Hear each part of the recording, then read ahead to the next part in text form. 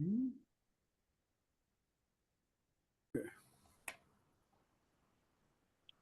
can start, Mr. Chair. All right, give me 1 second. I just gotta bring up one screen over here. Okay, here we go. Okay, so this is a meeting of the Armory Park Touring Zoning Advisory Board, June 17, 2025. And we're going to start with a roll call. First of all, I want to welcome two new members on the board, which is Stephen Greedy and Matt Smith. Welcome to the board. And we're going to start with the roll call. Helen Erickson. Present. Stan Schumann. Present. Okay. Stan Schumann. Present. Linda Sutherland. I guess Linda isn't here yet. Okay. Stephen Greedy. Here, present. And Matt Smith. I guess Matt isn't here yet. Okay. And myself. Okay. So I guess we have enough for a quorum. Okay. So the first thing on the agenda is the review and approval of the 3/18/2025 legal action reports. Now, some of you, most of you, as a matter of fact, if not all of you, should have received from Michael a mailing from former chair John Burr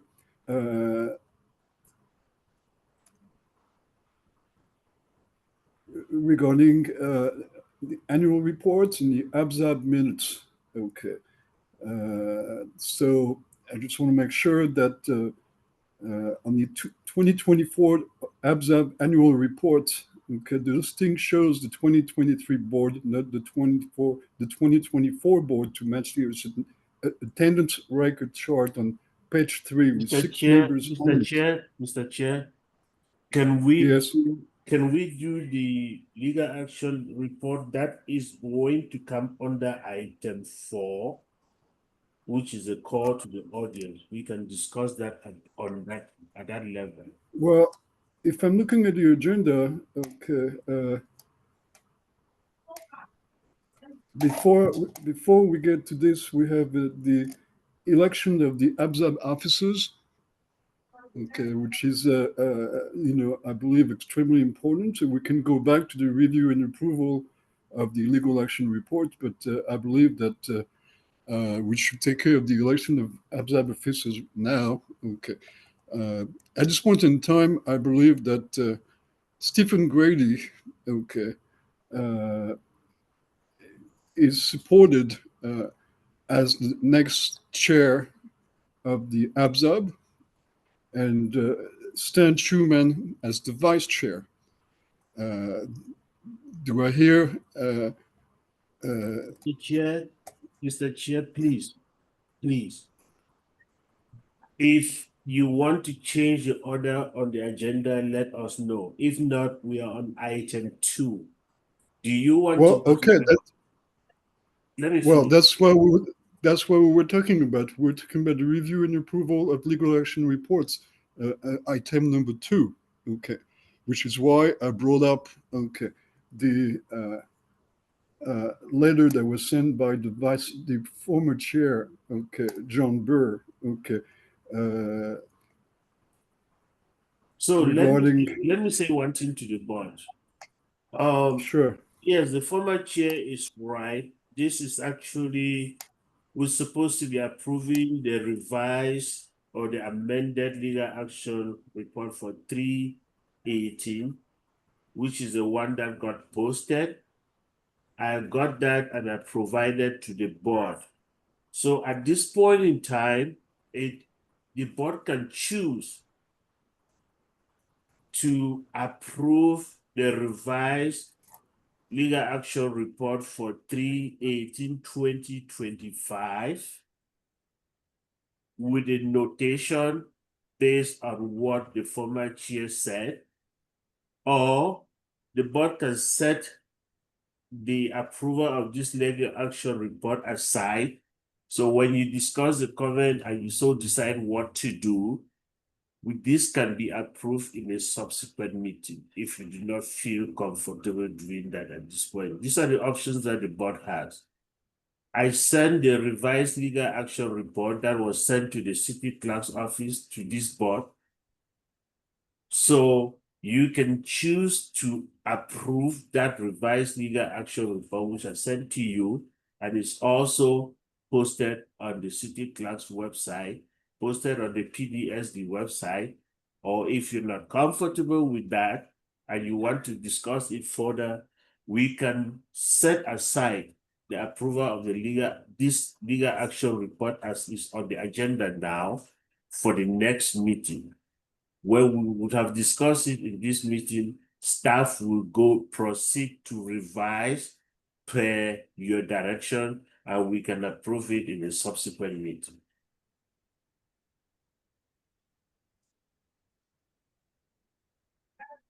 This is Helen. Yes, Helen. Okay, I looked at the comments that John Burr sent explaining issues within those minutes. And I don't think those have been integrated Okay. into the current legal action report. Mhm. And so what I would say is it possible to make a motion that we postpone the approval of that LAR until those comments are appropriately integrated? Yes, that's exactly what Yes, I'm sorry. I just got back onto the internet. I had some connectivity issue. So yeah, Elaine is correct. Okay, I think we should postpone item number 2, the approval of the LAR until it has been corrected. Okay.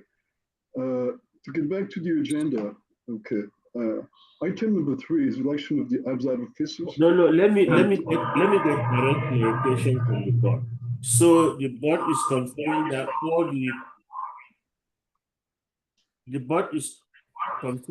all the comments that former chair made should be inserted into this legal action report, and then it will be approved the next time. Am I correct? That is correct. Okay, That thank is you. what I said, but we need a second. Yep. I'll And second the motion. Thanks so much, Stan. Okay, so to move on to item number 3. A vote, sir. Mr. Chair, a vote. Well, okay, yes. Okay, so let's vote on it. Helen, Aye. Stan, Aye. Linda, well, not there. Okay, Stephen, Aye, and Lynn is here. oh, Lynn is here. Okay, Lynn, I am here. Hello, I, okay. And Matt isn't here, correct? Okay, I'm sorry, but I have a terrible internet connection today for some reason. Okay, so, okay, and I approve it. So this is going to be reviewed and approved at a further date. Correct, Michael? That's correct, Mr. Chair, and it passes 5-0 with Matt Smith Okay. absent. It was Matt Smith absent, correct. Okay. So to move on with the election of the ABSAT officers. Okay, I'd like to propose, okay, Stephen Griddy as chair and Stan Schumann as vice chair. Well, do I have a second? This is Helen. Second that. Okay, so let's vote on it. Helen, Aye. Stan, Aye. Linda, I, Stephen. Aye, Okay, so The election has been approved. Stephen Greedy is now the chair of ABSAB, and Stan Truman is the vice chair. Mr. Chair, can you elect a secretary for the board, please? Sorry, I missed that. Can you please repeat that? I am asking if we can elect a secretary for the board. Do we have any nominations for secretary? Anyone willing to serve? At this point in time, we do not. Okay, this needs to be decided in the future, but we do not have a. Is it possible to have the advisor be the secretary? Michael? Yeah, the vice can always act as a secretary in any meeting, or any member of the board can act as a secretary in any meeting. So we can do that. Okay. I would recommend Okay. that Burr be our secretary. And John, are you on with us? Okay, I'm not sure. Helen, who are you nominating to act as a secretary? John Burr has been appointed Yeah. as a citizen advisor to this group. And he is very good at doing minutes and notes and so on and so forth, as we know. So if we can have a citizen advisor as our secretary, although he cannot vote, is it possible for us to use him in this way? John is not officially on the roster of Armory Park. Does that mean we cannot have him as our secretary? That means he cannot be. If he's appointed as a non-voting or citizen advisory member, he can be the secretary. At this point in time that we speak, the official roster of Armory Park does not have him on it, so he cannot be. Wait a minute. Okay, I so thought that it was posted that he was appointed as a citizen advisor. Are we confused about that? I don't know about that record. I could be wrong. Could you okay, then, And John has his hand raised. Perhaps he could weigh in on this.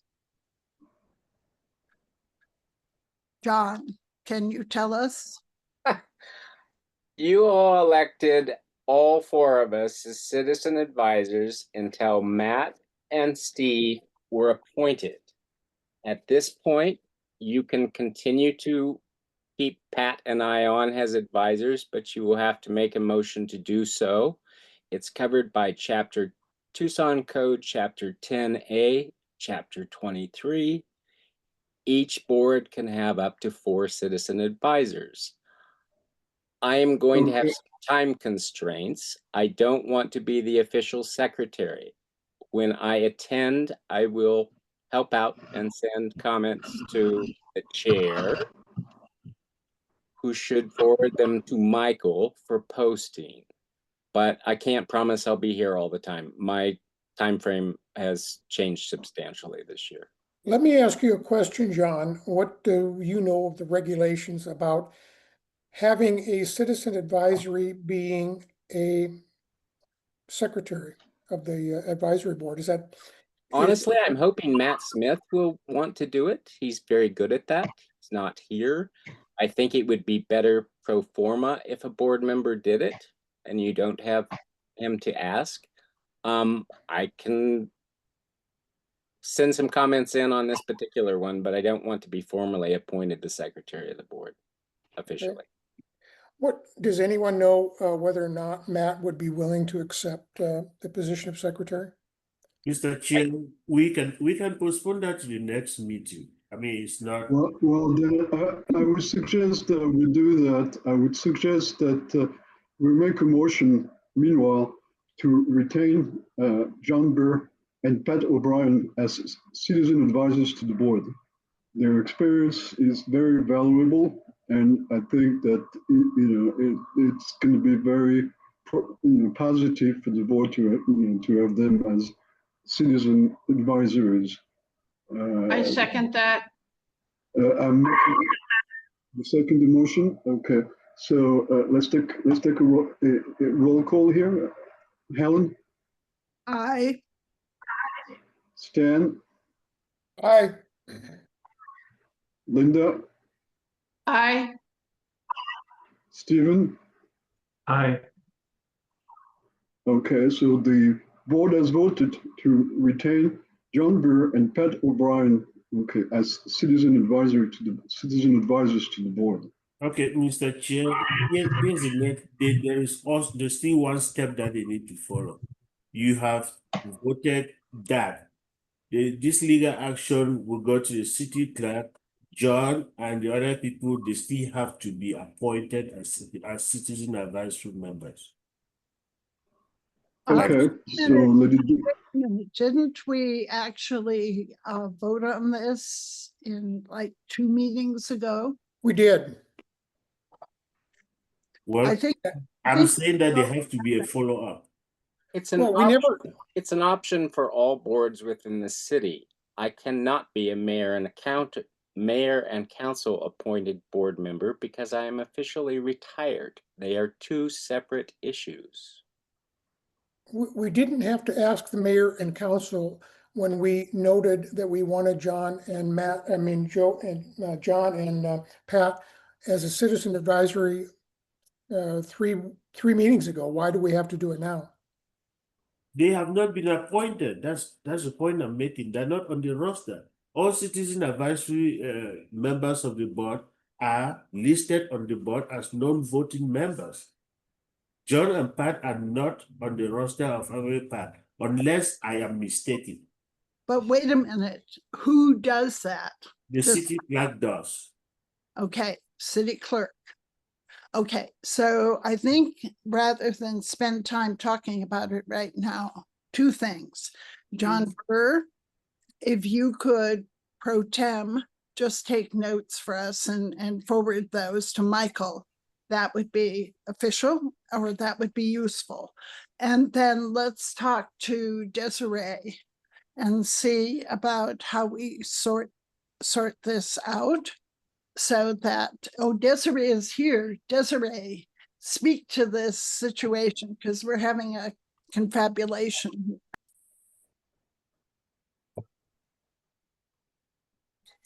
Can you hear me? Can you hear me now? Okay, I myself am not familiar with the process, so I would need to investigate, but we can certainly look into that, into the next steps. But we have your motion and I'm taking notes. And we'll follow up with you all. Thank you. That'll be helpful. All right. I think Okay, so I guess we could.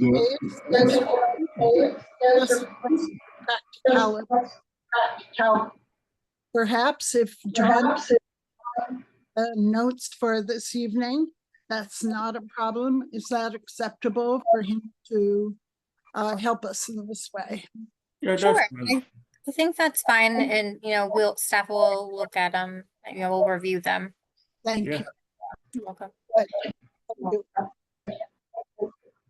I think there's some like feedback, so I don't know if anyone has, like, if you have your computer and your phone on at the same time, sometimes that happens. And everybody probably should mute except when they're talking. Except they're talking, yes.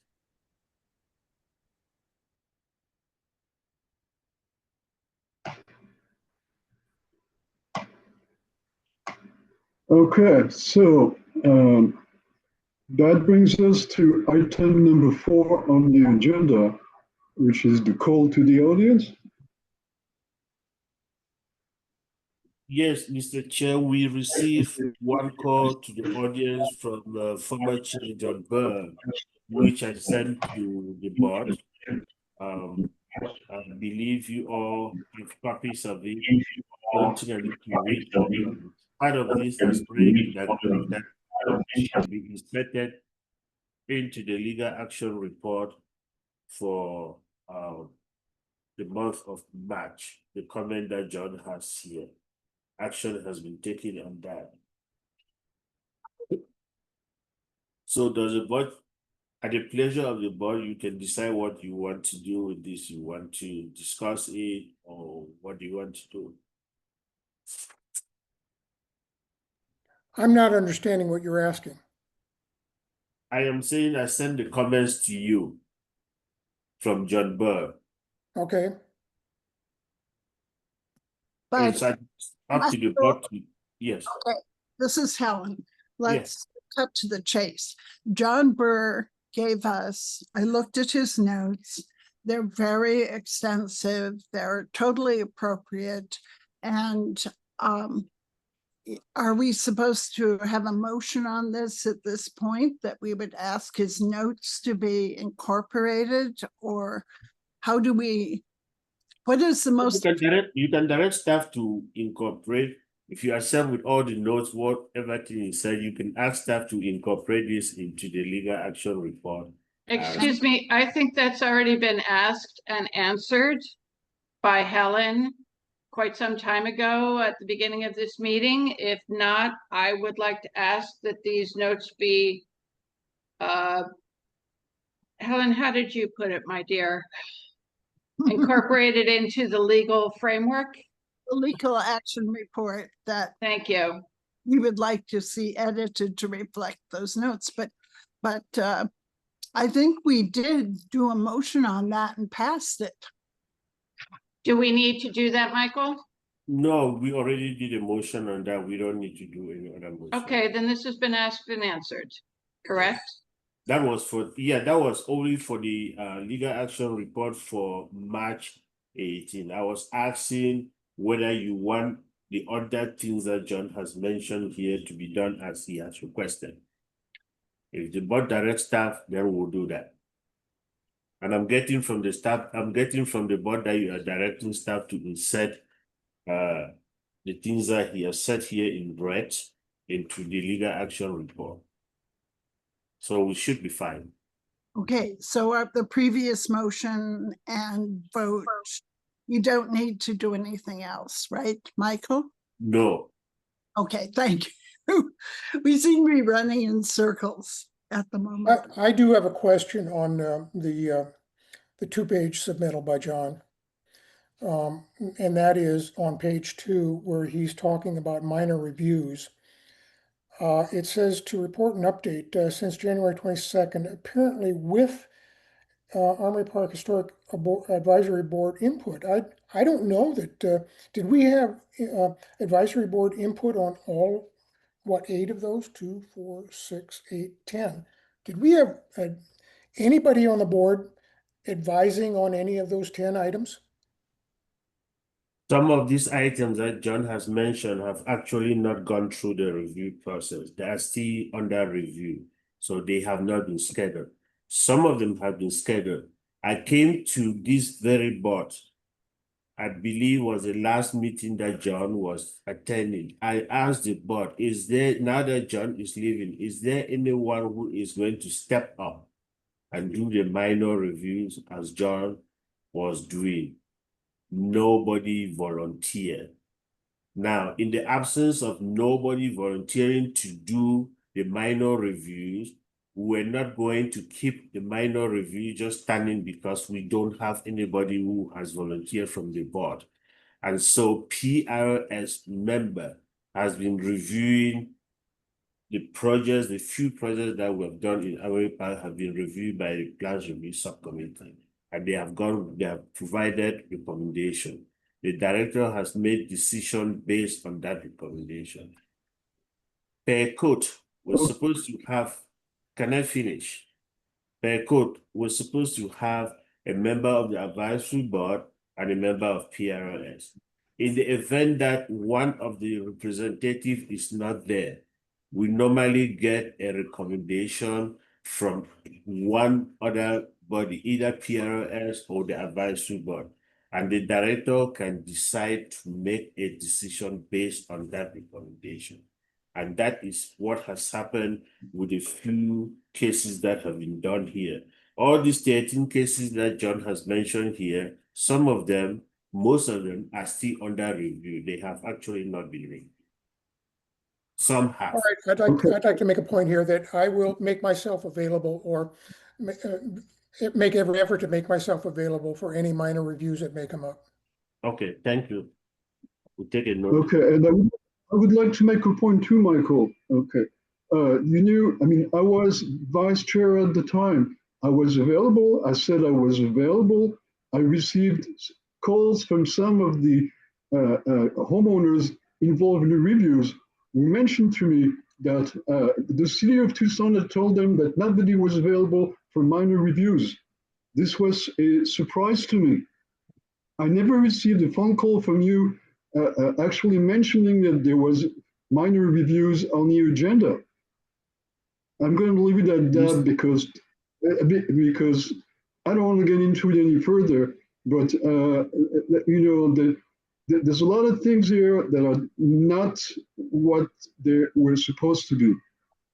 At any rate, okay. Those issues and reviews are right now behind us.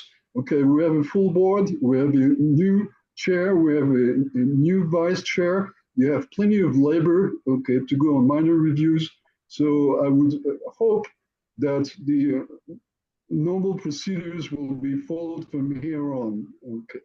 Now, if you look at the notes that John mentioned, okay, there's some items which he mentioned we should potentially discuss. Okay, and as a matter of fact, before we even go there, I see that John has his hand raised. Okay, John, what would you like to say? Okay, Michael, I think you need to unmute him. I just want to point out the board has never approved the January minutes. Michael requested I send corrections. I listened to the meeting again. I have done so. They are there. That will need to be on the next agenda too. Also, the annual report for 2024 was filed and posted to the city clerk's site without input from the board, and there is a gross error in that it lists the wrong board. I'm asking staff to fix that, but the board should do that. Yes, because it's their purview, not mine. I can only make recommendations to the board. The other items that I put in for comment are for the board to think about. I think because the applicants are here, we ought to move on.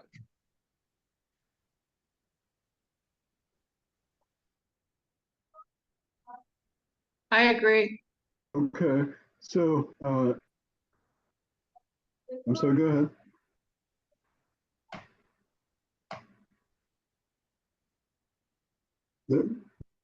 We don't need to air our dirty laundry.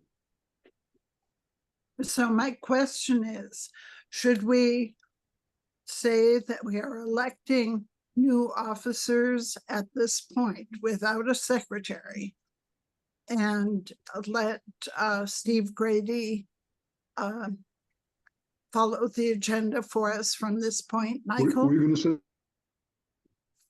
if elected him as a chair, that's fine. He can chair the meeting from now on. We should ask Steve to chair the meeting. Is that correct? Steve, are you willing to do that?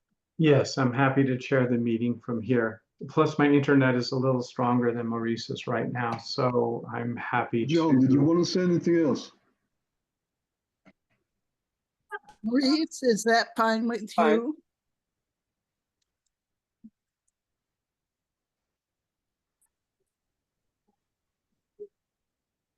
Go ahead, Okay, Mr. I guess Chair. John. Okay, so first of all, I need to apologize, but I have a terrible internet connection today. I keep on losing my feed over here. Okay, so to get back into the agenda, okay. Maurice, Maurice, going forward, Steve Grady is chairing the meeting now. Yes, and that's I would suggest that we get on to the reviews, and let's talk.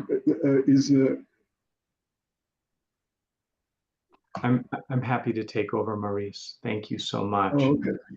Okay, Steve, thank you. Okay.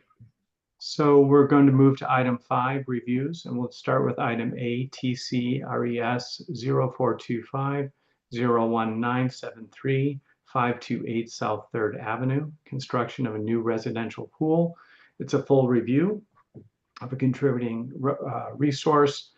And so I am hoping that the share has been allowed and who will be presenting. Who's going to present that? Who? I am. We are here. This is Bob Lanning and Stephen Curti, and we are at my office of Lanning Architecture. Thank you, Bob. Okay, Bob, I'm making you the co-host. Now, I also, are we on? Yeah. Yeah. We also have Dave Oldman here. He is the owner of the property at 526 South, 528 South 3rd Avenue. And we have Rob Staples. He is the swimming pool designer and the swimming pool builder from Cimarron Construction. And they're all here. They can answer. We're going to go ahead and present this project, but if they, either Dave or Rob need to dive in at any point, that is fine with me. And, or you guys could answer questions if they arise at the end of this, presentation. But basically, we have a project here. It's a 1930s Queen Anne style house in Armory Park at 528 South 3rd Avenue.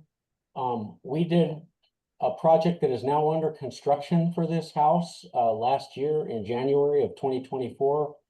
And construction started later in the year, and it's going fine. They're in intermediates right now. The construction is all at the rear of the house, so you can't see it here. But that's not the subject of this today. Right now, we're talking about a swimming pool, which is going to be located on the side of the house, which would be on the north side of the house. You're looking at that photograph right there. It's right in the foreground. It would be right in the foreground of that photograph right there. We're going to show you a site plan in a second. What else? These are all the required submittal items. There's the survey that was done. Here's another north facade photograph. Here are the aerial photos. So it's going in the north of this rectangle here, right up alongside the north property line. What else? Here's the project in the assessor's map. Here are the required photographs of contributing structures in the development zone. Here are more photographs of those. Here's photographs of our property. Here is the development zone itself outlined. And here is the project site with the aerial photograph of the development zone. Okay, so we have, can we find that site plan? That site plan, yeah. So here is the site plan for this project. This project consists of, on the north there, you will see the swimming pool itself, that rectangle in the middle north, kind of at the top of the site plan. You will see to the front of that, towards the right, there is some decking which wraps around the swimming pool. The swimming pool is raised 18 inches. The pool deck is 18 inches above the grade, the natural grade over there. That concrete deck that is to the west or the left of the swimming pool is also 18 inches above natural grade. And that is basically the subject that we're talking about today. We do have a fence that is wrapping around the pool area. That's required by code, and also it's to be reviewed today because it is a part of this review, being that it's visible in the Armory Park Historic Zone. And the fence is wraps around on 3 sides. It wraps around on the front, which is the east facing 3rd, and then it wraps along the north property line, and it goes all the way back towards the rear, and then doubles back to the rear corner of the new addition on the house. And that is a 6-foot fence. That's the height that we came up with. And here is the fence right here. There are two fence types that we're proposing. Fence type number one is at the front and the rear of the swimming pool area. And it consists of a tube steel frame with pickets with spearheads on them. And then it's backed by a black perforated sheet metal, and that's to give privacy to the area from the outside. But we wanted to do the speared picket fence facing the front because that seems to be the most common and acceptable fence in the Armory Park Historic Advisory or Historic Zone. Then fence type number two would be the long one running on the north property line, and that would be a tube steel frame fence with rusted corrugated steel as the element that obscures the pool area from view from the public. And so those are our two fence types right there. So those are part of this review as well. And then let's see what else. Oh yeah, the stone is going to be at the base of this. The stone veneer is going to be at the base of this raised decking, and it'll match the stone veneer on the house itself. But that's kind of irrelevant because it's behind the fence, although it might be of interest to somebody. And there was an issue with these steps. I'll go back to this photograph.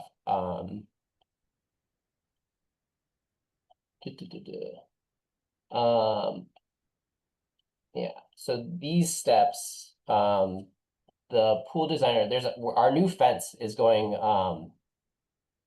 just in front of these steps. And it was actually a code issue that if somebody stands on those steps, they could, if a kid was standing on those steps, they could climb over the fence and into the pool area, which is, you know, hazardous. And so we're proposing to remove these steps and fill in this little area with brick to match what you see here.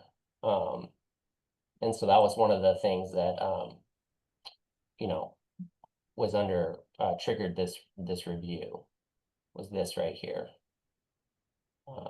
You can't see any of that from the front, from the, say, third at all.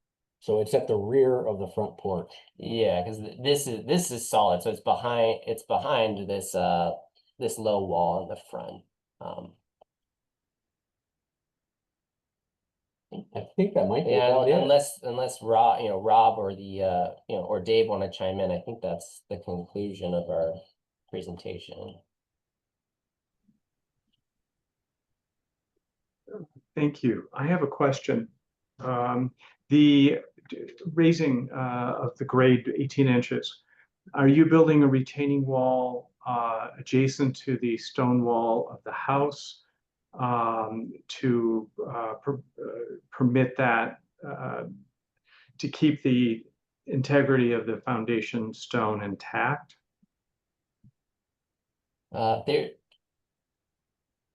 you see here, there is already there is already kind of a raised area over here to the right, and so it is you know, it's kind of already a version of it is already there.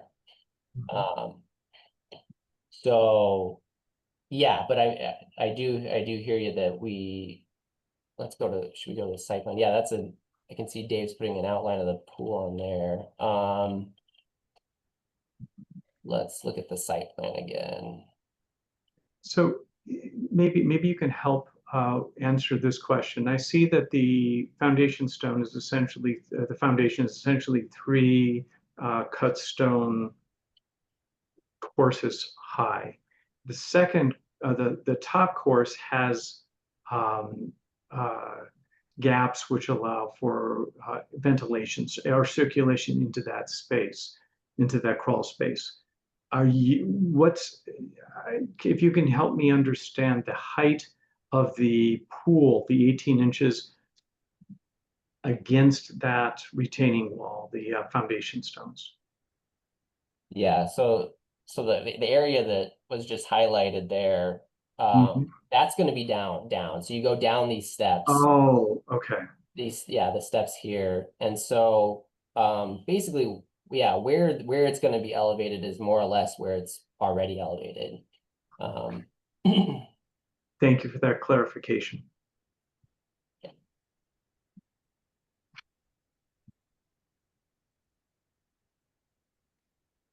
Other questions or comments? Bob, I have one other question here. When you are actually looking at this pool from the street, what, or whatever you're putting in, okay, the new addition, what are you going to see from the street? Are you going to see that fence with a back,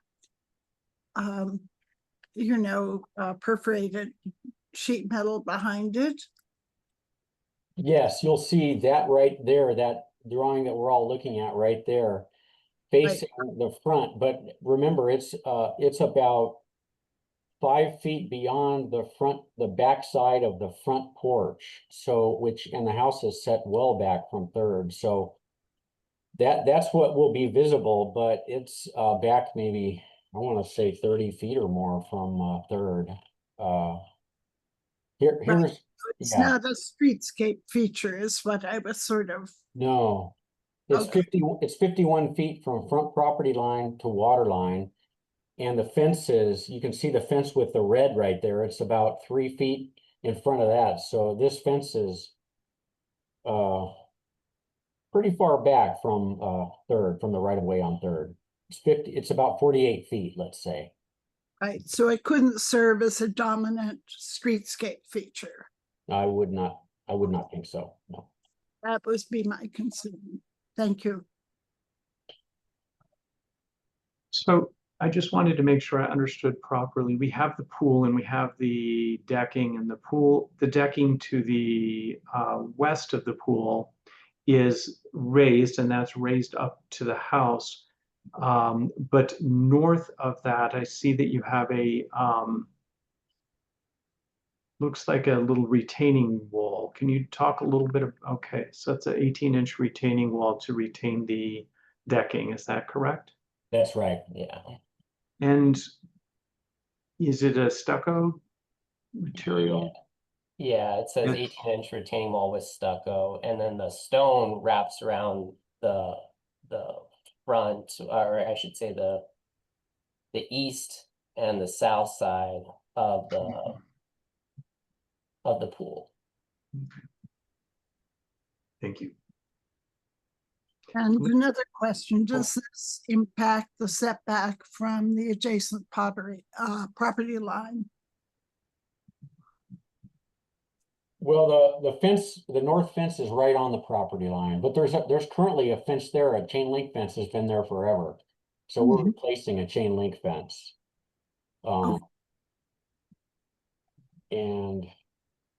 But everything else is, within the pool area. But yeah, the swimming pool itself is 3 feet from the north property line. Okay. Thank you. Lynn, did you have a question? Oh, you're muted.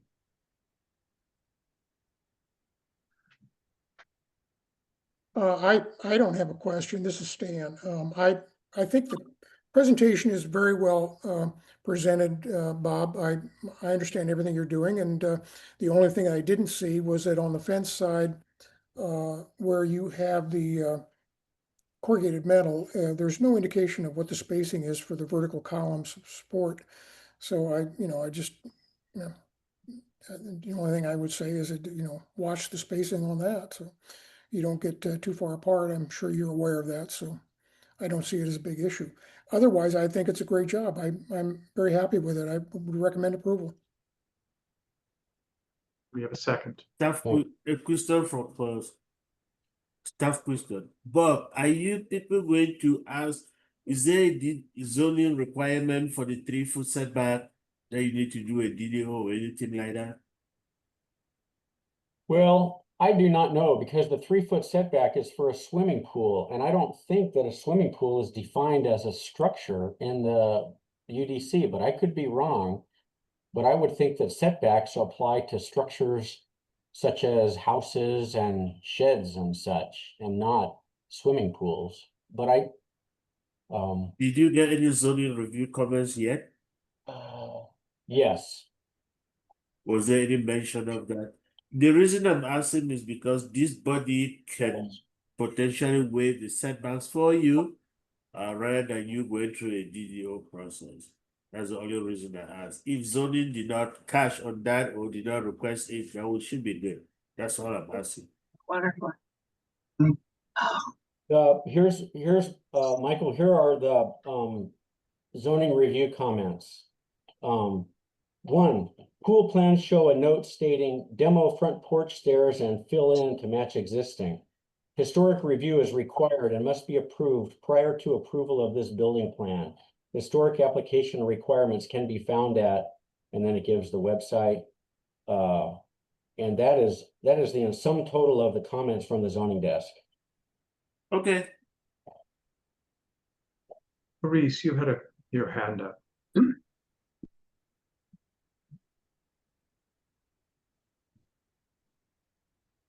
I'm just wondering, but is there a pump? Is there a pool pump? Yes, there is, and that'll be located at the very back of the parcel. So definitely not visible from the street. It's far away. There's as Yeah. far.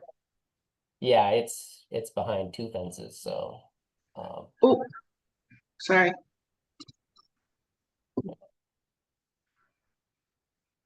Okay. All right. I like the project. It looks very good. Okay. I think it's gonna work. Okay. I can only approve Oh. it. John has his hand raised. Yes, John. I just had a question for clarity. It looks like you are removing both sets of stairs that exist currently in picture 6. And from the site plan, it looks like you're filling in with the portion of the porch and putting new capping on it, but you're also adding 3 new posts in brick with capping in front of the fence facing the street. Is that correct or not? That's what the site plan shows. that's a question. That We'll have that's an error, by the way. Yeah. Okay. That doesn't exist. That does not exist. Okay, then the board should know that. But you are removing both sets of stairs, but the stone foundation will be showing because the area with this pavers are level at the current level, but the pool Correct. itself is raised 18 inches to match the existing porch that figures out, and then you're creating new steps just north to access that, correct? Correct. Correct. Great, otherwise, I think it looks great. Thank you. So we have a motion, but we didn't get a second. So please, can I have a second on the motion, on Stan Schuman's motion? Yeah, I second. I'll say, Oh, sorry. So Lynn Sutherland has seconded, and so now we can have discussion. Any further discussion on this item? I would Thank you. Who made the motion? like to say that I think this is handled very sensitively, and I really appreciate the attention that's gone into it. Thank you. Thank you. So the motion was made by Stan Schuman. It was seconded by Lynn. And we have some comments as well. So I'd like to call the vote, and we'll start with Helen Erickson. Aye. Maurice, I think it's a very good project. Stan. I'm calling the vote. I was muted. I'm sorry, I was muted. Aye. Okay. Lynn.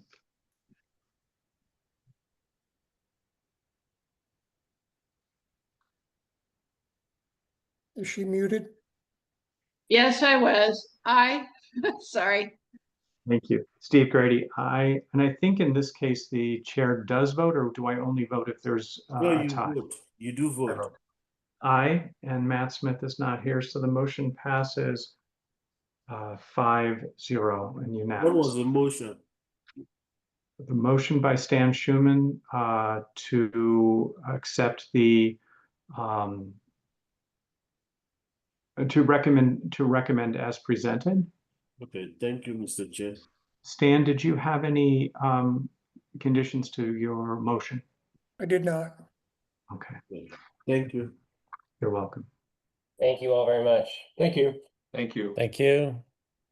So we'll move on to review item 5B, TP PRE 0525000095 726 South Bean Avenue. Construction of two duplex on vacant lot. Do we have a presenter? Yes, hello. This is Wally Gasser speaking. I made you the co-host so you can share your screen.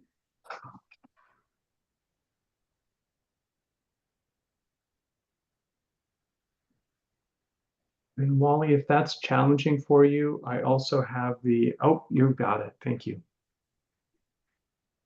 This is my first Zoom meeting, so please take it easy on me.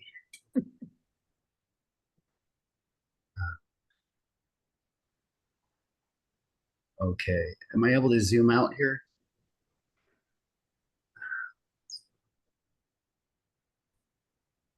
Apparently not. Actually, you can. Oh, If okay. do you see the little minus at the top, at the very top? Oh, yeah. Hit Okay. a minus a little bit, it'll just take it back to you want it. There you go. Okay. Maybe a little more. There you go. Perfect.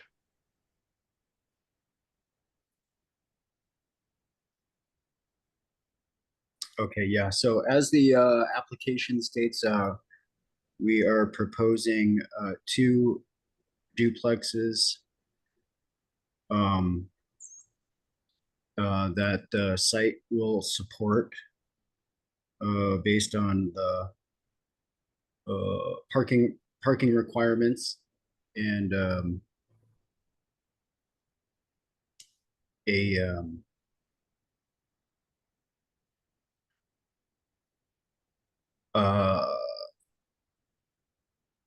yeah, and I feel that, yeah, we feel that the project meets most of the requirements of the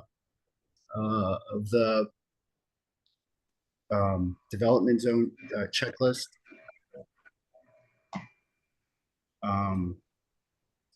One interesting aspect of the project is as the primary building material, we're proposing rammed earth, which is not found in the development zone, but there is an earthen building in the development zone at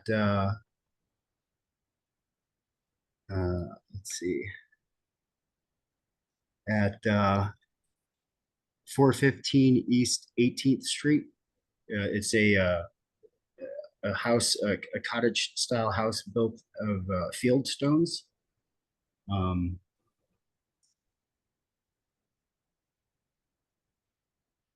Let's see.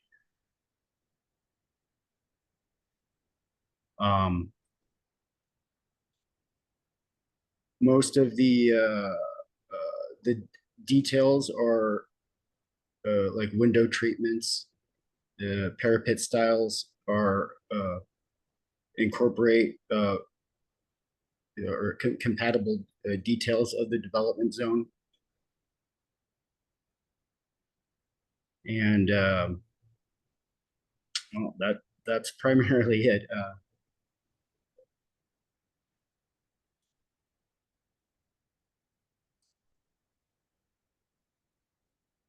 That's primarily it. Do you have any questions? Thank you. So I'm opening it up for questions or comments. Yeah, I'll start out. What, the windows are double hung, obviously, or single hung. I'm not too sure which one you got, but Yes. what's the material in the windows? Actually, yeah, well, I didn't really specify a material, but maybe if you, actually, I wasn't really aware what the requirement was. Is there in fact a requirement? Because I mean, are wood sashes required? Well, I think that's what you need to tell us. I mean, what you're Oh, in okay. do. I mean, so we can make a decision on whether we agree or not agree. I mean, Oh, okay. generally, I'd say that, I'm looking at, what you provided us. I don't know that I have any real problems with the architecture, with the fenestration, the elevations that you have. I'm assuming that the balcony, rails, I'd like to know what they are. The Okay. stairways are, what are you constructing them out of? Give us a sense of that. And what's your roofing material that's exposed on the sloped roof? Yes. It appears to me generally that yes, I could probably accept the forms, but I have a little difficult time with the rammed earth, exposed rammed earth. The house at 415 is exposed, is a lava rock that is Yeah. exposed, and it's a different color than what you're going to get on the rammed earth. And there's nothing in the neighborhood that comes close to even similar to what you're trying to present here. So I think the exposed rammed earth is a problem. I think it's a real problem with the neighborhood. Um, okay. Yeah. Are we able to go outside of the development zone to find a rammed earth dwelling? Mr. Well, Chair, you certainly can go outside of the development zone and find a rammed earth, but you won't find it in Armory Park. You'll find it in the barrio most likely. Yeah. Yeah. Is But that my sense is the first time I've seen a rammed earth structure in Armory Park, and I have a Yeah. problem with it exposed. I don't think there's just nothing in the Armory Park area that reflects that type of character. That's very true. Although it is a uh, aesthetically pleasing finish, yeah, you're right. Yeah, you're right. The owner is adamant about using rammed earth. Yeah, I suppose. Yeah, I suppose it can be stuccoed. Yeah, stuccoing it would probably be the Yeah. easiest solution for that, and Yeah. I think essentially solve your problems. I think that we need more detail in terms of what you're presenting, Mhm. uh, but I think conceptually I'm assuming this is a preliminary request for review and approval. Yes. Yeah. Yeah. So going back to the window finish, I don't like. I don't want to lock in the owner to a financially intensive window product, but what are the acceptable window finishes, sash finishes? So I think I might make a suggestion, and then Lynn has wanted to speak. So within the development zone, we're really looking at structures that match within the development zone, not within the historic district, but that's what the development zone is about. So that would be height, materials, forms, etc. To go outside the development zone would require the whole process to change the development zone, which is unlikely.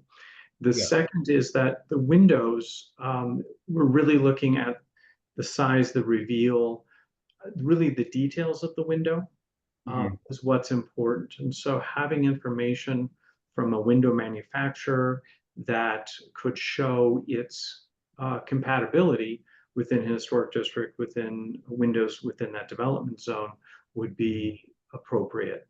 So if you wish to make a recommendation that is outside of wood sash, a wood double hung or wood single hung window. It would be a matter of bringing that information forward and presenting it to the board. So just having some detail of that, images, et cetera, would be very helpful. Okay. Lynn. Hi there.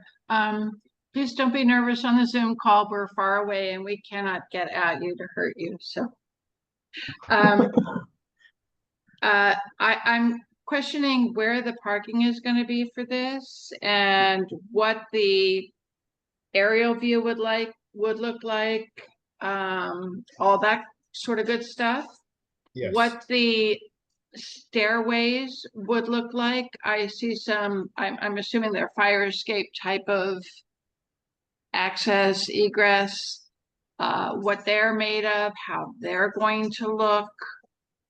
Because you don't, I mean, you know, there are apartment buildings in this area that look just Yes. horrible. And so you don't want it to look like that. So. Yes, right, yeah. Yeah, like these, yeah, there is a apartment complex on the same, across the street. Mm-hmm. Yeah, right. Yeah, yeah. So should I model the stairs out for you?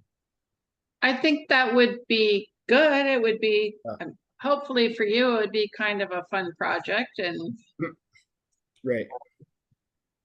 Yeah. And show us, you know, an aerial view of this is where the buildings are, this is where the parking would be, this is how many parking spaces we have for these 4 apartments. We don't even know how many bedrooms these are at this point. Okay. Or I don't. Perhaps I didn't read deeply enough, but. Oh, right, right. Well, okay, I didn't see that was a requirement of the, but. It's Yeah. just curiosity more than anything. Oh, right, right. Yeah, but the parking requirement is 1 parking space per unit. Okay. Yeah. So that. And so where those are going to be, how that's going to look, is it paved, is it gravel, is it brick, is it landscaped, is it gated? Yes. All those sorts of things are the kinds of things that are not necessarily required, but that we're gonna look at. Oh, okay, yeah. Yeah, the site plan that I provided it's diagrammatic, really. But yeah. Okay. Because this is our backyard, so we want it to yes. fit in. Yeah. Yeah. I see that, I'm saying, Lynn, I'm sorry, let me interrupt. I see this as a courtesy review and I'm just not seeing enough information yet to really give us enough information to say yes, except the one thing I have a problem with is exposed rammed earth. I mean, Right. I see the 4 parking spaces, you got 1 handicap stall. You know, you're not telling us really what the windows or the doors or the railings or the stairways are. It doesn't, you've got a slope on the roof I see, but you don't tell us how you're getting that water off the roof. I'm assuming that you're going to have some downspouts or scuppers or something there. It would be nice to know that so that we could, you know, comment on that as well. I think that there are just a number of things here yet that you don't have. And at this point, my big concern is your exposed rammed earth. Okay. Okay. But you coming back and giving us more details on the doors, the windows, the stairway, the railing systems. You know, you don't show any landscaping on there right now, so it'd be nice to have a sense of how you're going to landscape because you don't have a lot of room for landscaping. Correct. Correct. Mr. Chair, if I may add. And one other questions I'd like to make is that you do show a single pane or, you know, a window that is not obviously a double hung window or a single hung window, but you've got an arrow on it, and I'm not too sure what that means. Those smaller windows on the front elevation. Oh, right, right. Yeah. Yeah. Okay. Oh, Yeah, I suppose those would be casement, yeah, casement windows, but yeah. mhm. Well, So- we'd like to try to maintain consistency in the window types, so. Mhm. So Michael, you were going to add Yeah, something. actually, I was just going to mention to the board, this particular lot, some other person had come before this board with a proposal. And I believe at that point, the main issue was the height. So height, it's a very important thing that the designer has to actually show which property within the development zone matches the height of what you are proposing. And I believe in that particular application there a couple of years ago, that person actually had to request for an expanded development zone, which the chair was alluding to, in order to get the height that was being proposed. Of course, eventually the project fell apart. That is why you are here. So I'm still saying that height is a very big thing. So you need to begin to show the height of what you are proposing and show other structures within your development zone that match that height that you are proposing. Okay, yeah, yeah, there are two projects that have are 2-story and are pretty high. The adjacent property, can you see my arrow here? We can.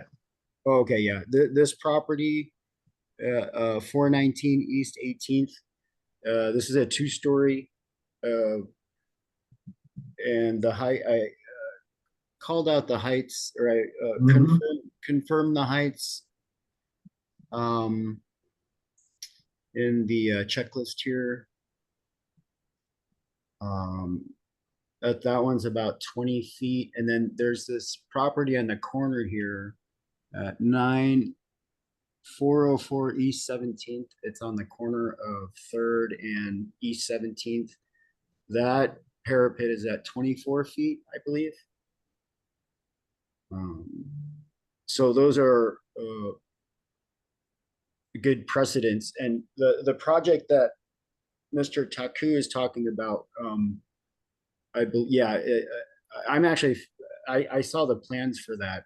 I think it came with the sale of the property to the owner, and that project was approved and extremely,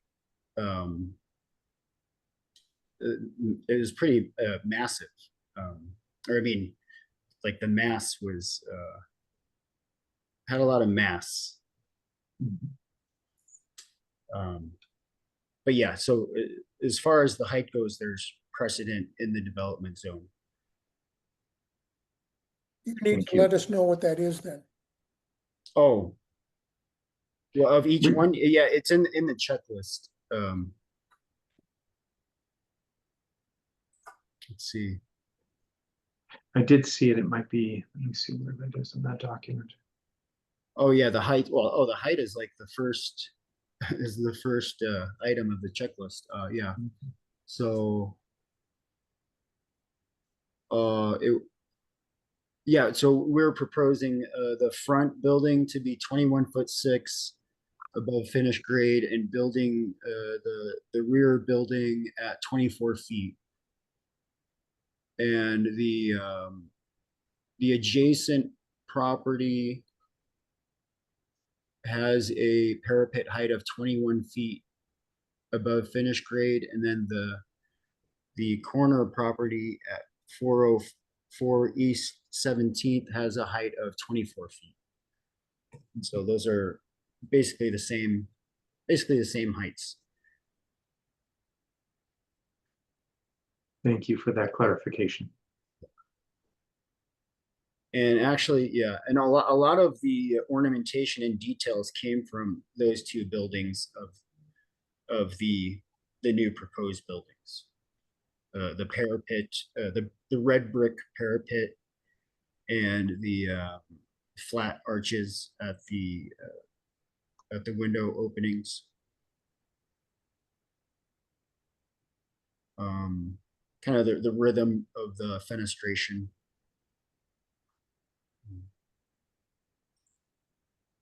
So one of the things that was helpful, if you noticed in the previous submittal, is that there were images of the adjacent, not adjacent, but of the structures within the development zone. Oh, And yeah, yeah. I see that you've included structures, but they're mostly street view structures, images. And so that would be really helpful in Yeah. a future submittal to help communicate the fit, Yeah. Okay. Yeah. the architectural fit. Yeah. Thank you. Um, Thank you. Yeah. so any other questions or comments on this item? This is Helen. I would like to just sort of draw attention to the question of the parking in Yes. terms of the setbacks on the street, which are obviously varied in that case. But to have the parking directly on Bean Avenue Mhm. is definitely an indentation. And so I'm wondering if there is a way of dealing with the parking that would not, you know, essentially be creating a parking lot Mhm. on this streetscape. And that might take a certain amount of creativity, Mm. but I think if you look at the pattern of the street, which some of the buildings are right on the lot line and some are set back. It's not really a question of that. It's a question of the utility of that particular space on the street. And there Mhm. might be better ways to organize that parking so it wasn't so obviously a parking lot. Mm. Right. I mean, the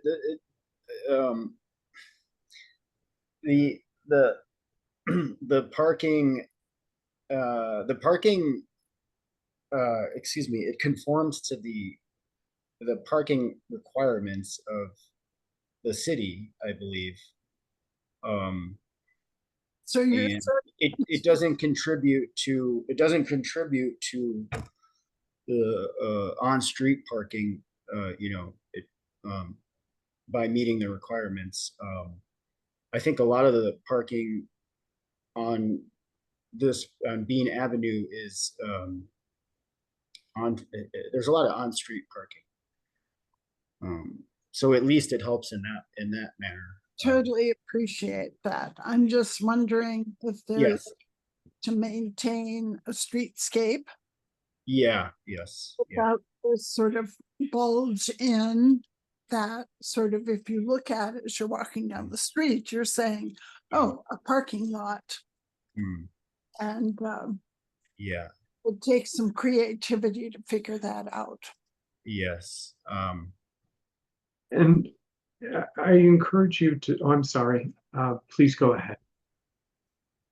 Oh, no, I mean, I was gonna just point out that it, by having the parking, like it's shown in the site plan, it does create a setback. I mean, it creates a setback, to the building, which, is desirable, I think.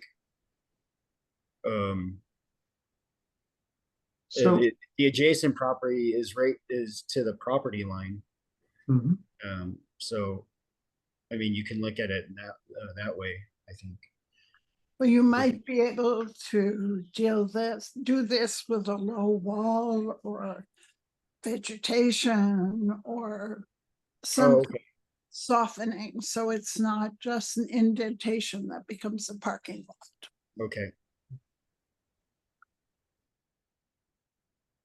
Begin looking at your development zone and Yes. what's been done. I'm looking at the aerial right now. You might have the ability to show. Now the structure to the east is a non-contributing. The apartment building is a non-contributing structure, but there is a parking recess to the north. So these are the kinds of things you might look for. Maurice, you have your hand up.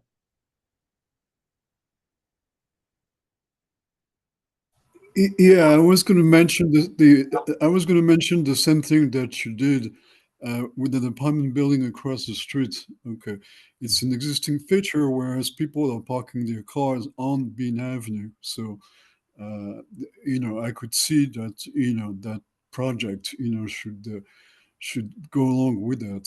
It's not very pretty, but it's just where that particular section of Bean Avenue is has been going for a long time now.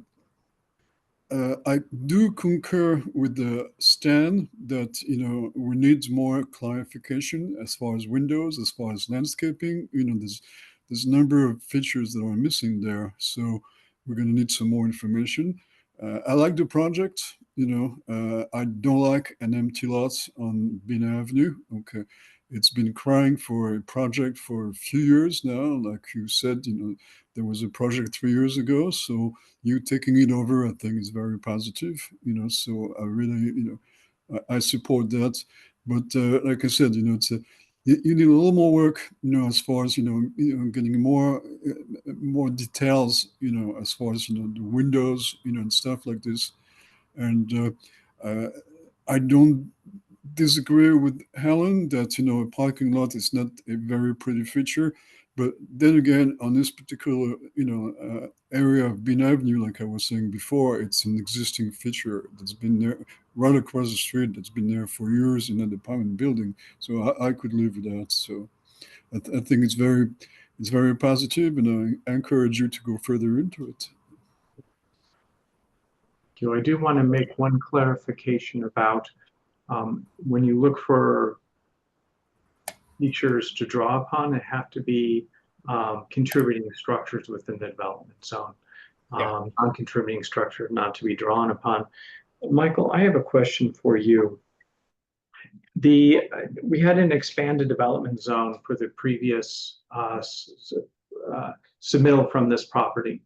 Is that expanded development zone the active development zone for this parcel, or is it the traditional development zone?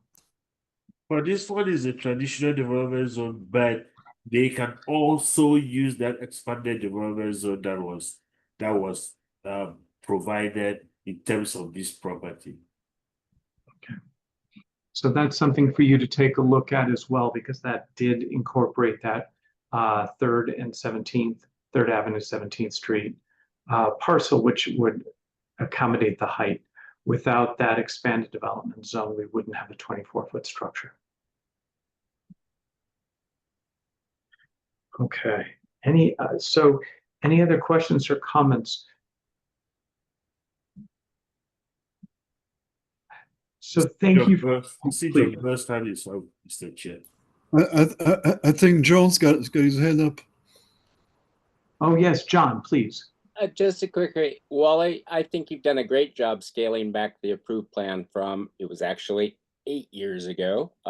It was 11 meetings for that particular case, and what you saw was the agreement. One thing I just want to mention, you have one slider shown on the 2nd story of the back building. Sliders are prohibited. Aluminum are prohibited by the code, as are fiberglass and vinyl for all HPZs. But the board also approved on a case-by-case basis the ability to look at materials for non-contributing resources. So you may want to talk to Michael about what your options are when you flesh out your development zone. Okay, so where are you referring to the rammed earth? It could potentially be rammed earth. It could be metal staircases instead of wood. It could be wood-clad windows. It could be a number of different things. You'll have an easier case if it looks like it's fits the neighborhood and doesn't hit any of the boo-boos. But you've got a couple board members that don't like rammed earth, and there aren't not any in the neighborhood. Although they have been built in some historic districts. So you'd have to make another argument. You may want to show just how much better this one is from the approved plan too, just as a reference for the board. Right, yeah. But in a lot of ways, you've done some good things. So I just wanted to thank you for that. That's all. Thank you. Thank you, John. So we look forward to seeing a submittal that may reflect some of these comments from the Historic Zone Advisory Board members. Were you able to take notes on these comments, or do you feel pretty comfortable that you have the information that you need? Oh, I have not taken notes, but I'm okay. I'm okay. I'm okay. Actually, I'm not going to receive a transmittal of comments. Perhaps we can help you with this. Yes. And so to sum it up, Well, the meeting is being recorded, so when is it going to be available online, Michael? We should probably have it by next week. And the video will be posted, the recording will be posted, the transcript will be posted, so you can always look at it. Oh, okay. Thank you. Yeah. thank you. Steve, I had one. Wale, if you choose to come back to the board again for another round of a courtesy review before you do your formal submittal, you're more than welcome to do that, if you choose to do that. Today, the board is taking no action because it's a courtesy review.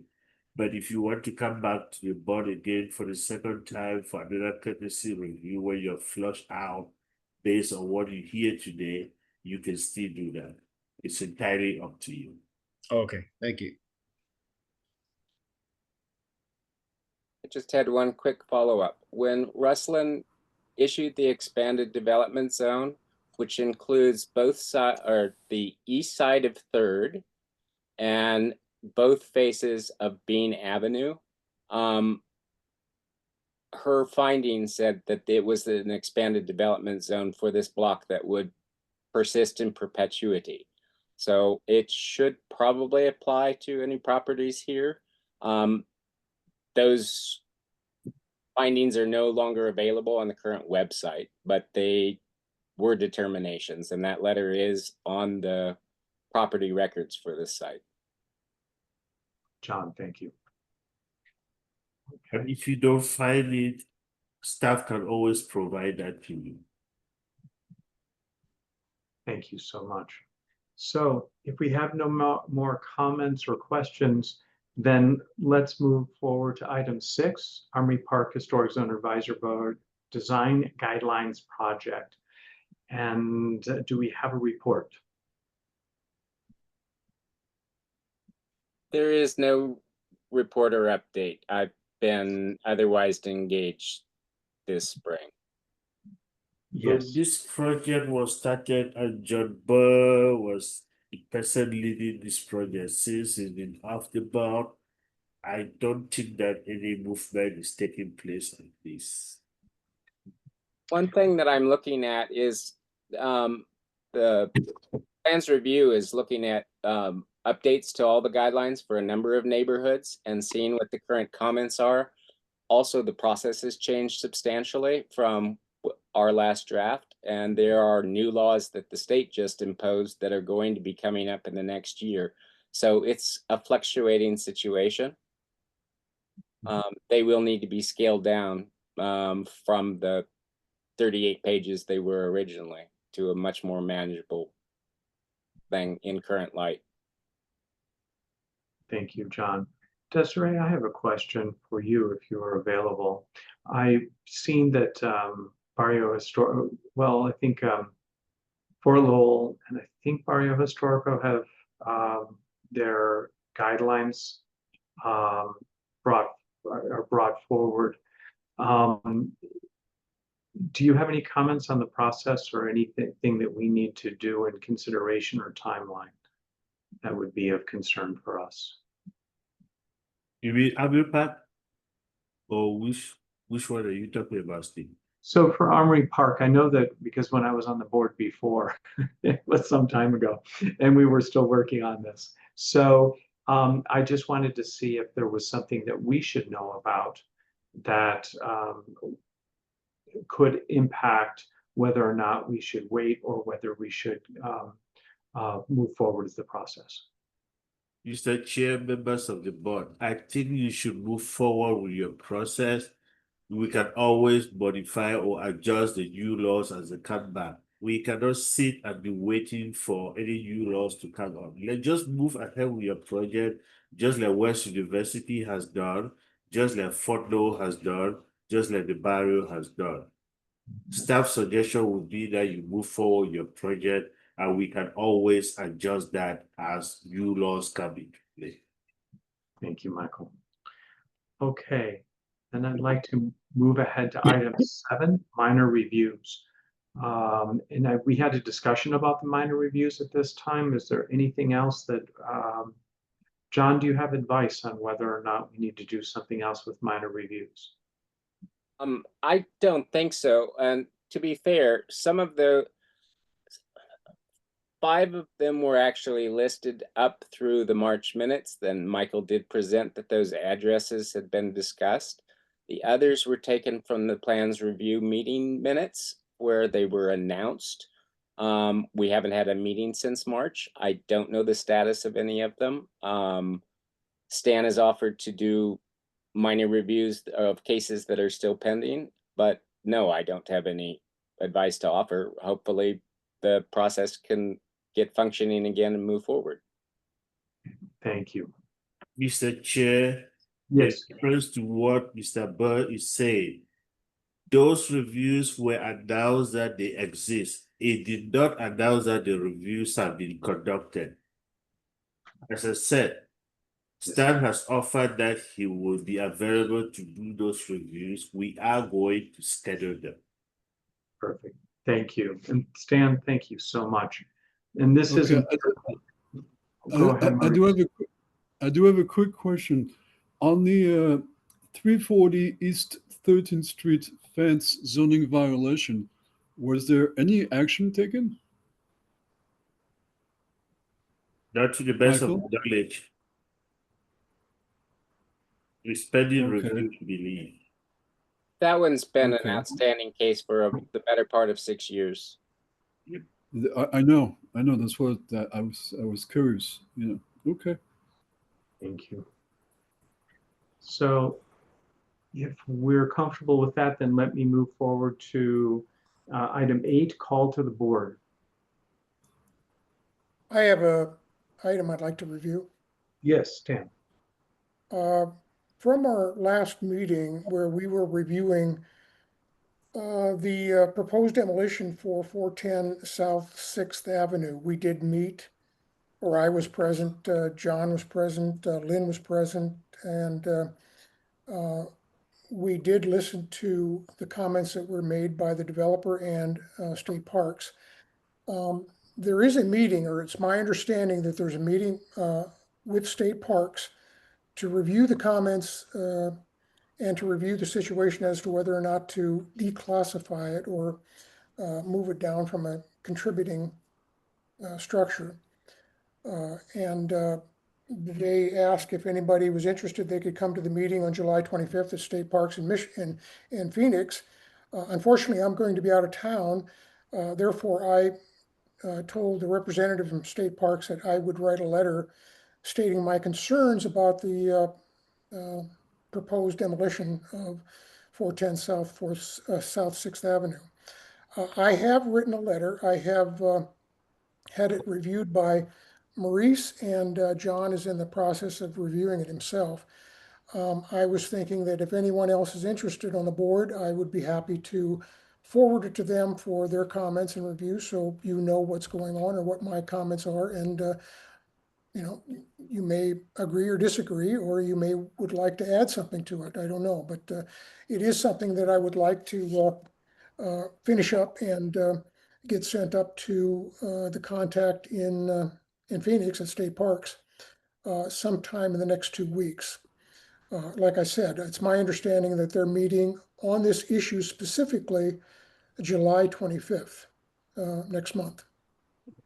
So if anyone is interested in reviewing the letter, I'd be happy to forward it to them once I touch up a few other things. And I would appreciate if you've got comments, great, send them back to me. Otherwise, I will forward it to State Parks. And I would like to be included on that. And Lynn has her hand up. I also would be more than happy to review that. I would not be available on July 25th. So I will be out of town, out of state, but happy to look at it. Okay, then I'll send it to you two, and hopefully it won't be an issue getting it up to state parks. I have a question, Michael. I know that the Historic Zone Advisory Board will often put together a letter on specific items, as long as there's a certain knowledge of what's included in that letter.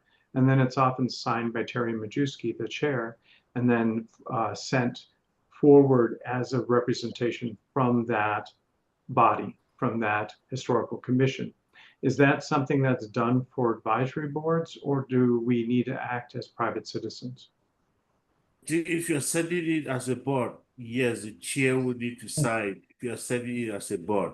But if you're sending it just as a citizen, you can send it as a citizen. Or This has a curry smell to it, actually. So I think it may carry some more weight if it comes from the board itself. Stan, Helen, can you help me out? We don't have, there's not an action listed on this, but do you think that we could put together a motion for this letter? I think they're, okay, so where are we in the agenda? Is there? Number 8, call to the board. Okay, does that say that we have the possibility of a motion? There's no indication as to whether or not it doesn't have action next to it. for the call to the board, this is the board business. At this point, the board can make a motion can take that kind of motion under item 8, because it is what the board wants to do. You can do that among yourself. Okay, then I think we should make a motion to send this as a board, as we have with the full commission. Yep. And Well, I What, do so. why don't you make the motion, Ellen? Okay, I will move that we give me the specifics on this so I have it straight. Exactly what this letter is, Stan? Well, maybe you should read the letter first. Okay, well, no, I'm just saying, what are the points? Because what we can do is we can create the letter subsequently if we have the major points that need to be considered. So you're proposing what we should say, like point 1, point 2, point 3? I have like 3 or 4 issues that I've addressed in the letter that I find important and should be taken into consideration. And it's just a matter of, it's my personal views of what's happening and what should be happening. If we want to sign this as an advisory board, I have no problems with that. I'm not too sure how we do that, if we all have to put our signatures on there, but I'm willing to do whatever works and whatever the board wants to do.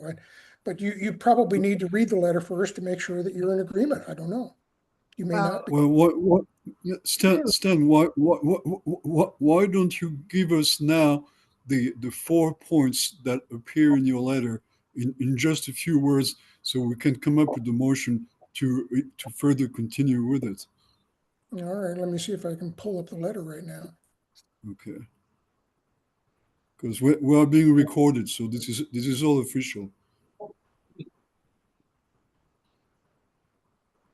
Okay, the first item, well, there's a couple of paragraphs in front of it explaining a few things. The first item is that let me see. Once we have adequate time to review the submittal, I found it difficult to determine the new edition.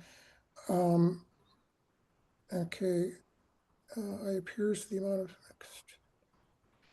The first of fact is that I was not aware that this was a major project. It covers, you know, two major buildings with underground park, well, not underground parking, but the first floor parking, the building across the street and a couple of other buildings across the street.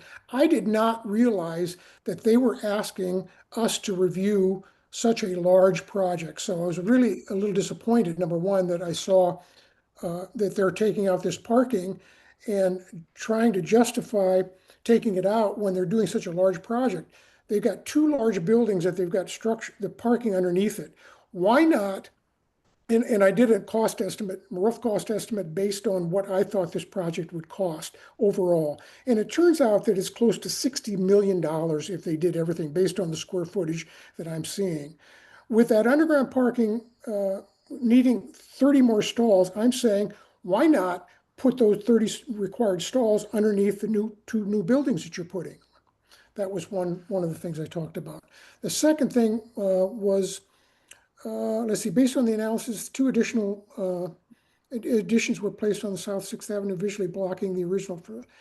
I said I didn't agree with the fact that this building at 410 South 6th Avenue was that much different from any other building in the neighborhood. Well, not any building, but some of the buildings in the neighborhood that were considered contributing. And to simply take it off simply because the advisory board or the individual woman, Jen, stated that if you've got two issues that are negative to the building, meaning that it doesn't fit into the period of significance, and the period of significance I'm determining is 1800 to 1920. This building was built after 1920, so it automatically has a negative tick on it because it was built outside of the period of significance. And if it's got any other negatives, like an addition, they could kick it off the designation that it's on as a contributing member. So only two issues, and they could kick it off, make it a non-contributing element. Well, I don't think that's fair, and I don't think that's right. I think there's a lot more that needs to be taken into consideration. The another issue is the fact, if that's the case, then let's take a look at Safford School. That was built prior to the period of significance. It's had at least 6 additions to it. Some of those additions, I think, are inappropriate and were not the best thing to that reflects the architectural character of Safford School. So in that case, are you telling me that you could take Safford School off as a contributing member of the neighborhood? I don't think it'll ever happen, but based on that argument, I'm saying, yeah, you probably could. Another thing that was made was a comment made by Eric Vonde from State Parks. It said, extension of the alterations to this property appears to obfuscate its original shape, form, massing, and architectural details. Well, I mean, in association with the All Saints Church. Well, I mean, it's a residence. It's a background building. It's not a foreground building. All Saints Church is a foreground building. It's a commercial building. It's a public building. This was, in one sense, the only relationship it had to All Saints Church is that it was a rectory for the minister of the church. So the fact that you're saying now it doesn't have any connections to All Saints Church, I don't agree with that. Another one was, well,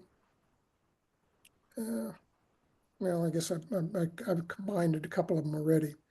So I don't know if that makes any sense to everybody, but I got 7. Well, I would suggest to hear John. I'm sure John has to add, to the subject, and it should be part of the motion, okay, of our statements on the whole project. John, I see you have your head raised. I just had a couple comments. I went to that meeting as well. The problem with that property is The priest's house appears on the Sanborn map in 1924. I don't know where the 1924 aerial came from that was in the private consultant that works for the developer who made a case that the building should never have been listed, and SHPO concurred. The problem with the whole thing is the building was identified by the U of A in 1974 because and led to its inclusion on the city register in 1974 and the national register in 1976, which predates SHPO by almost a decade. And any building that was listed on the national register prior to December 13th, 1980, can't be administratively removed from a district.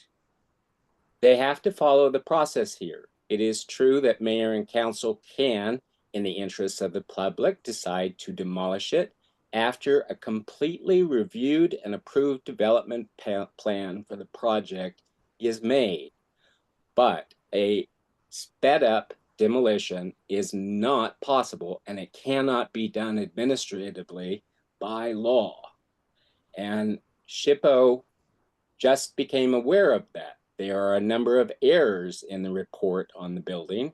For instance, that parcel was part of the Curcio and only split off in 1991 when the Pima County and the city bought the Curcio to turn it into a performing arts center. So it was an accessory structure that was part of a religious district that is now frowned upon. It is true the building would not be eligible to be listed if a new HPZ was being created, but it cannot be removed administratively. And they needed to be aware of those facts. And the existing building, which is 30 feet 8 inches by 38 feet 8 inches, that's 2-story in brick with its pyramidal roof, which is with its original sunroom, and its maid quarters at the back are still there. They added a 2-story front room and a 2-story side bedroom, and they added a storage room onto the end. But the building could be rehabbed back to 1924 standards, which was the period of significance for the original listing for Armory Park. These are the problems that the SHPO board needs to be aware of in addressing the letter without any update. And this should have been done by the city, and it hasn't been. So it will fall to us to write a letter pointing out the mischaracterizations in the report of why it shouldn't be listed. And Stan made a whole bunch more points than he's quickly summarizing here. But a letter from the board would be helpful to point out the errors and suggest what the actual process needs to be for that building before anything's done to it. Okay, I know that you're busy and it's an imposition, but is there any chance that you could combine Stan's letter and the points that you just raised and maybe make a letter that we could send as a board? I'd be happy to work with Stan and see if we could send something that would meet the board's approval. Desiree, is the timeline, to your knowledge, the 25th for that meeting? It's a subcommittee that hasn't posted its agenda. Is it on the 25th? And you're on mute.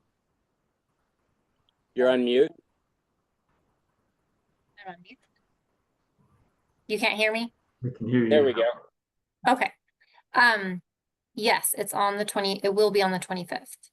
Of And July. the item of July, and the item is the question of, is it no longer a contributor, right? So they're not going to be looking at the development project, they're going to be looking at the evaluation, the determination of eligibility, that inventory form. Which is actually a moot point because it is governed by the code in the city of Tucson and can only be demolished by Tucson's code processes, whatever a recommendation from SHPO or the national parks might be. So it's a complicated issue.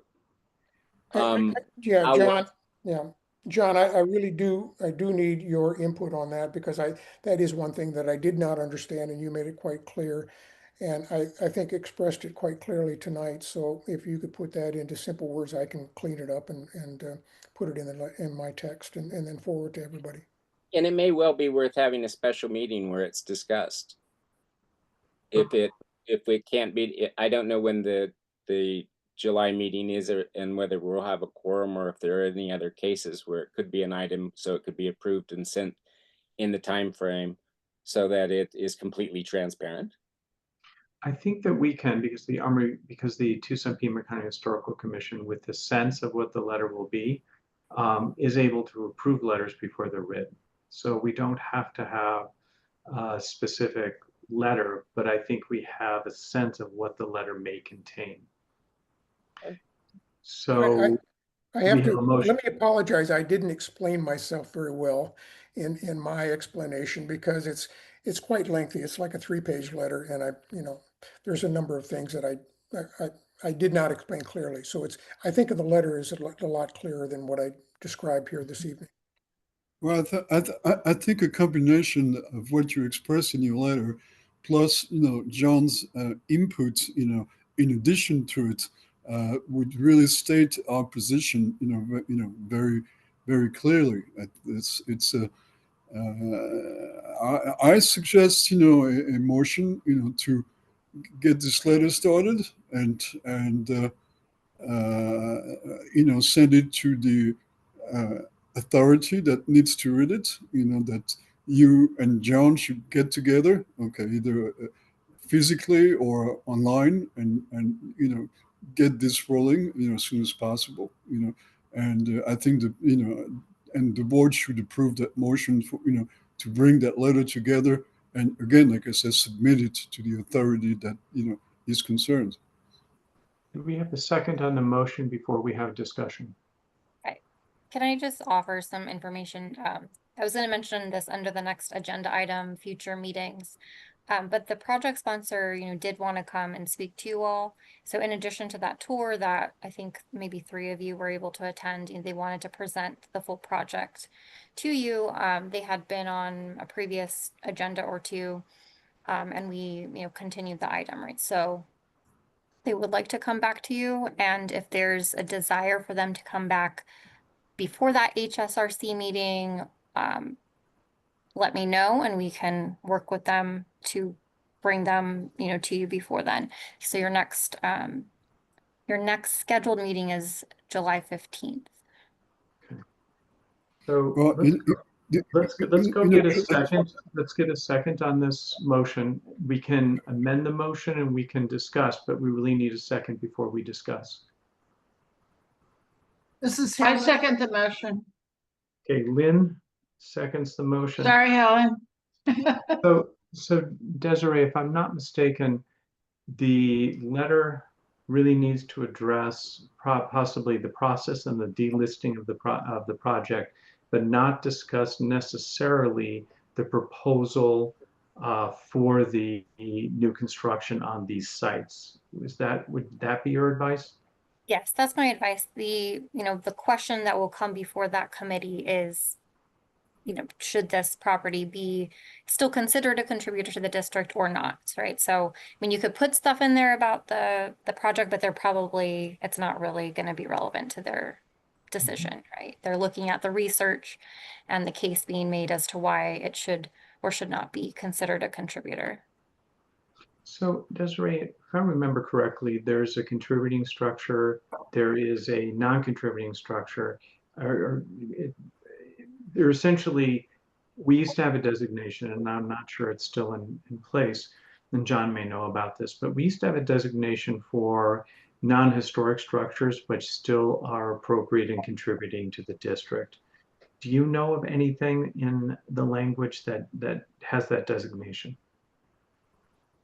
So my understanding of that definition, it's contributing non-historic, refers to properties or buildings that were constructed using the design guidelines kind of through this historic review process, but they're not actually historic buildings or built during that period of significance. So that would be like new construction, right, built to the HPZ standards. So is it possible for a structure which is, I'll give example of this structure. So it may not be specifically contributing because the original historic fabric has been encased, but that the structure itself is of appropriate scale, height, and materials to be essentially, if those additions had, that it could still be contributing. And not contributing non-historic, there's that. I think, Steve, it's a contributing non-historic, and that is actually in the code. Correct. Okay. It's a complicated issue because the city of Tucson followed the recommendations by the Charleston Committee when it was creating standards for historic preservation and guidelines. So the buildings in Armory Park were listed both with the city and on the National Register based upon findings of the larger district. So that's why the Catholic school building is on the National Register as contributing non-historic because it was built in 1948 and the period of significance ends in 1945.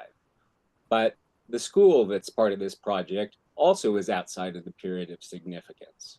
The standards were very different. The standards that we see from the National Register and the Parks Department and SHPO were created after these buildings were listed. That's why these buildings can't be summarily delisted as an administrative process either by SHPO or the city. They have to follow the process within the code because they predate any of that other stuff actually existing. Thank you, John. That's very helpful. The city does still have a listing of all the properties, and there are a number of properties in Armory Park that are contributing non-historic buildings. Perfect. No, that's very helpful. So if there's no more questions, I would like to call the vote on this issue. Any other questions or comments? And Helen Erickson.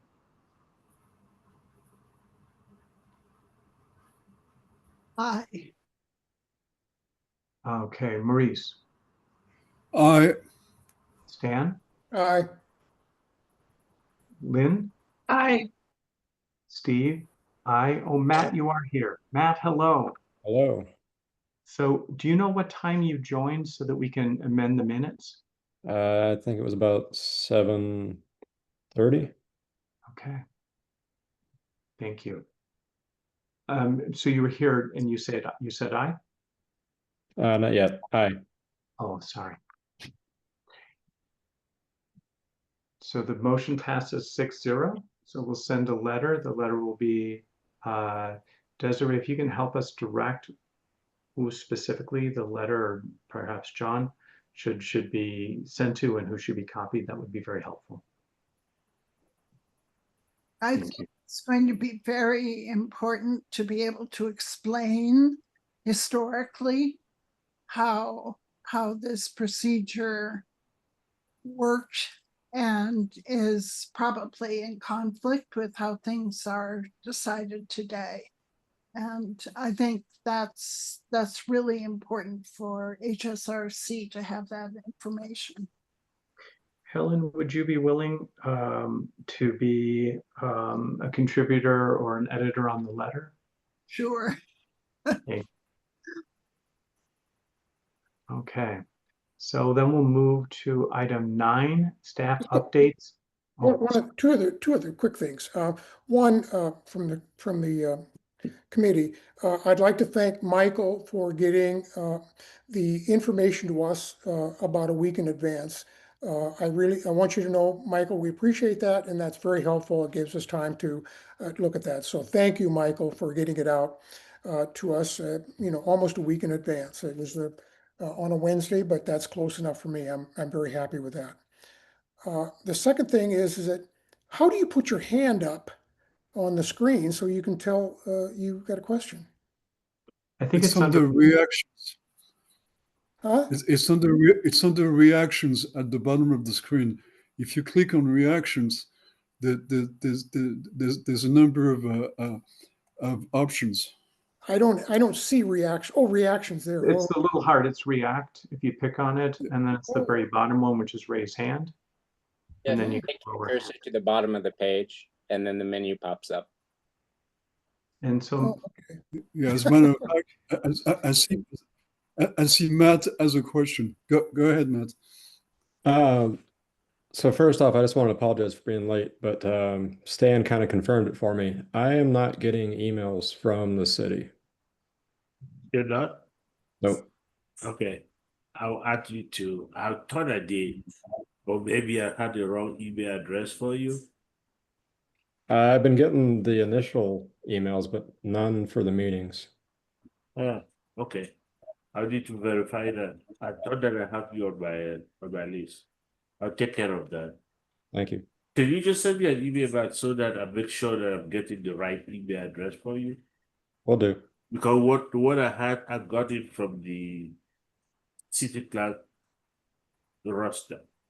Might have been the wrong email. Okay, I'll send you an email. Sure.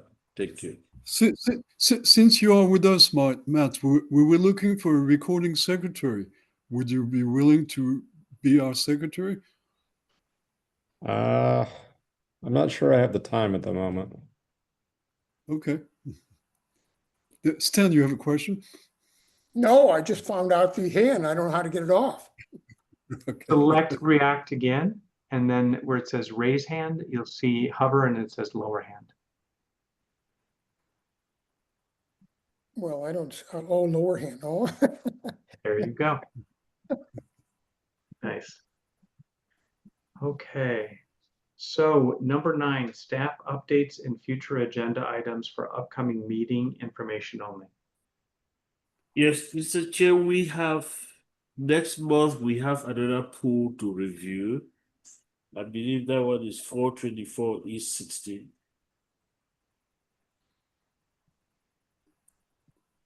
And then the other potential project, like Desiree said, if you guys want that all sales project to come to you, then we can schedule them to come to you. If not, at this point in time, we have just that one project 424 East 16. And then maybe Wale Gasa might want to come back for another round of the courtesy review. We don't know. Excellent. So Michael, do you traditionally send me the agenda to review before it's posted? How does that work? No, we don't. Okay. If the chair, if you have an item that you want us to put on the agenda, you can always let us know in advance. Okay. Thank you. Jody did allow that with me, and I would encourage staff to go back to that because it fixes problems before the postings. It's the code suggests that that should be the actual process. Where in the code does that say, John? I'll have to find it for you, Michael. Thank you. I do not recall that the code requires that. Michael, can do that can we as also sort out how we could possibly use John's ability to take notes? Because if he is, if he is a guide for us, we might as well take advantage of his position to use his capacity. We are going to work on that, Helen.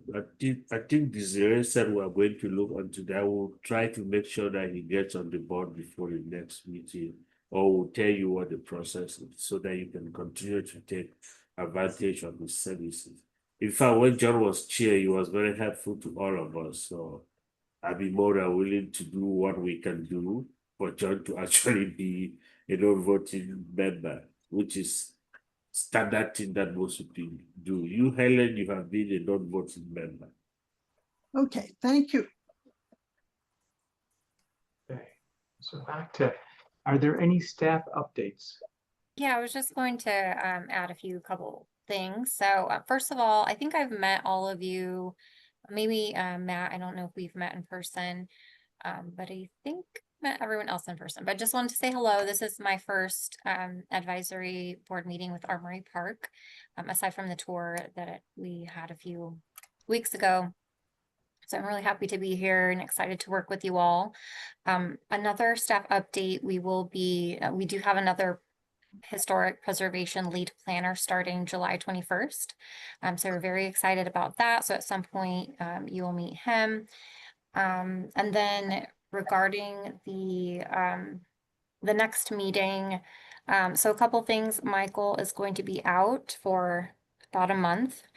So I'm bracing myself for that. I'm going to be, I'll have some support from some other staff that'll be pitching in, but just wanted to give you a heads up that we will be a little short, even more short staffed than we normally are.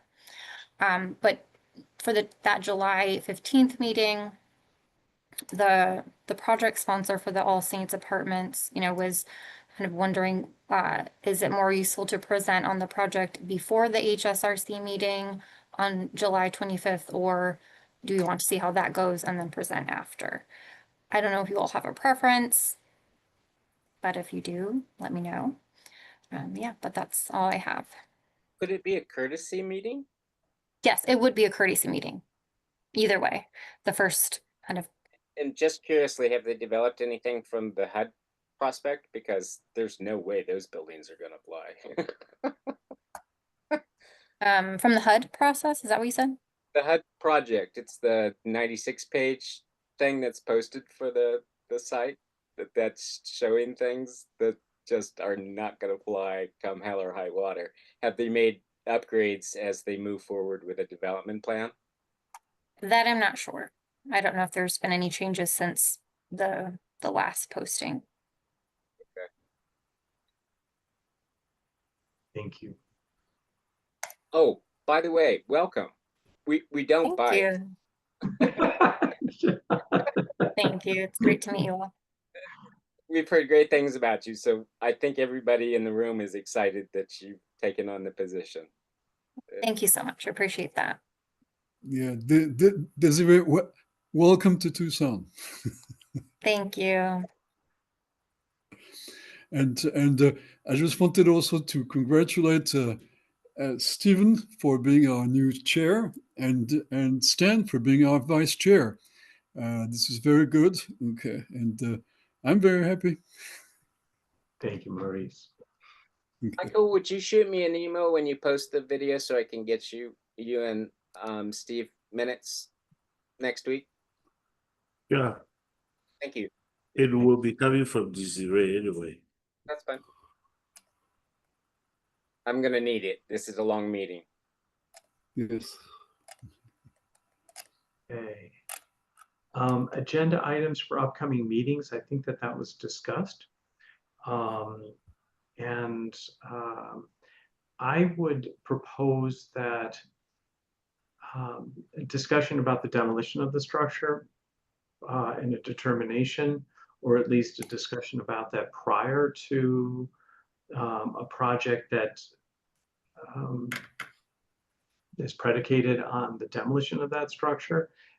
It may make sense for us to then meet after, if that makes sense. So, Sure. So you want it to be on the agenda for the next meeting? not for the July meeting, but for the August meeting. You say Okay. it should be after, so it will be on the agenda for the August meeting. So that we have the opportunity for the July 25th meeting to have occurred. Okay. If there's no other items, then we adjourn at 8:35 p.m. Just 2 hours and 5 minutes after we started. Matt, hello.